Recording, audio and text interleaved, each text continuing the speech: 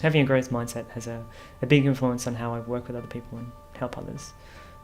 Knowing that people's abilities aren't fixed, and knowing that intelligence usually isn't a limiting factor, means that you can always improve on yourself. If you think you're limited by your smarts, you're not going to improve. But if you approach things as just feedback and not about intelligence, you can definitely make a big difference and improve on yourself.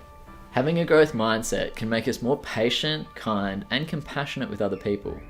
If we think our friends are not good at maths, then we might not bother helping them if they're struggling. If we think they can get better, then we might spend more time helping them and be more patient with them if they're struggling.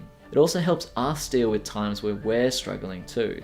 When you see failure as feedback on how to improve on something, you see it in a completely different way. If you see failure as a limiting factor that you can't improve, if you can't improve on it, you're probably not going to get better on it. But if you see failure as something as just another obstacle that you can master, you see it in a completely different light.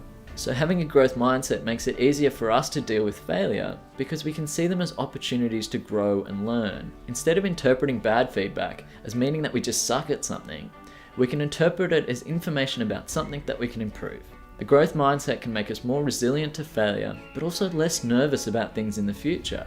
Nerve-wracking situations, I think it's just about being prepared, putting the hard yards in before, trying to think of as many different perspectives or as many different ways that something can be approached. Just planning and being prepared is what I find particularly helpful in those kind of stressful situations. So tests, exams, and presentations can become a little less scary with a growth mindset.